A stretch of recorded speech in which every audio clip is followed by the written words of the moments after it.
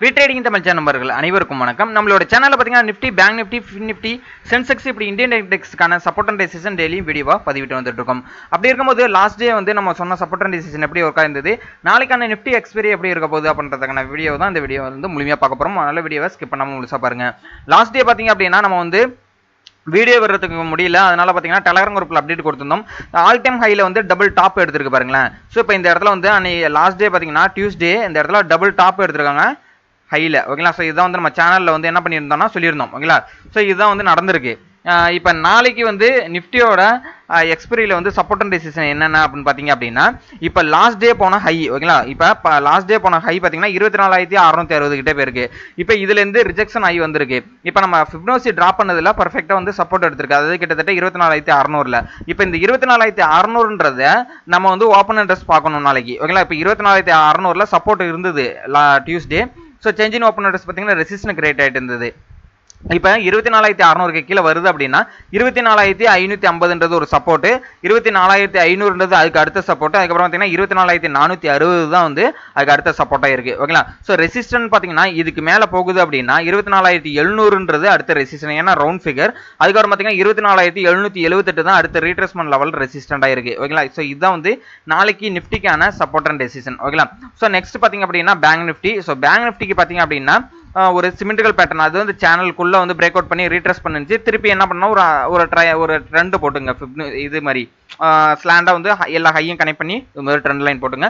So நாளைக்கு வந்து 52,450 மேல ப்ரோக்கன் பண்ணுது, பிரேக் பண்ணி மேல போகுது அப்படின்னா 52,716 ரெசிஸ்டன்ட், 52,969 அடுத்த ரெசிஸ்டன்ட்.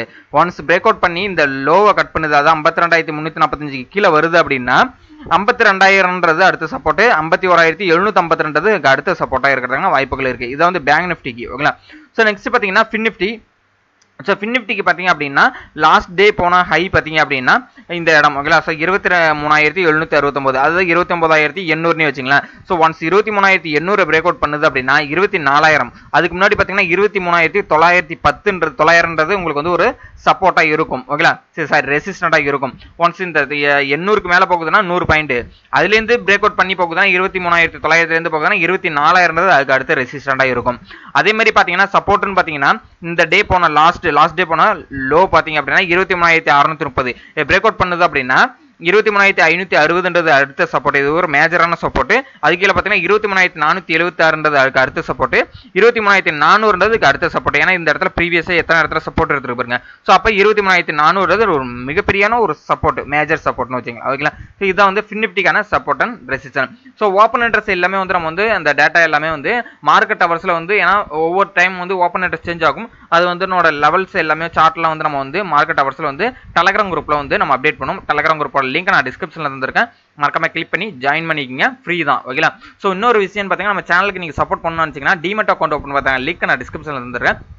நீங்கள் எந்த டிமெட் அக்கௌண்ட் ஓப்பன் பண்ணி வச்சு நீங்கள் ட்ரேட் பண்ணியிருந்தாலும் அதனுடைய ப்ரோக்கரேஜ் பார்த்தீங்கன்னா அலைஸ் ப்ளூவோட அதிகமாக தான் இருக்கும். கிட்டத்தட்ட பார்த்தீங்கன்னா ஒரு ட்ரேட் பண்ணி பை செல் பண்ணிங்கனாலே எஸ்ஜிஎஸ்டி எல்லா டேக்ஸ் போக வந்து உங்களுக்கு 100 ரூபா போயிடும். பாக்கி ஒரு 500 ப்ராஃபிட் பண்ணுறதுக்குன்னா 400 கிரெடிட் ஆகும். ஆனால் அலைஸ் ப்ளூ அப்படி கிடையாது. 15 30 ரூபா எடுத்துப்பாங்க, ஜிஎஸ்டி எல்லா டேக்ஸ் எல்லாமே சேர்த்து. ஓகேங்களா.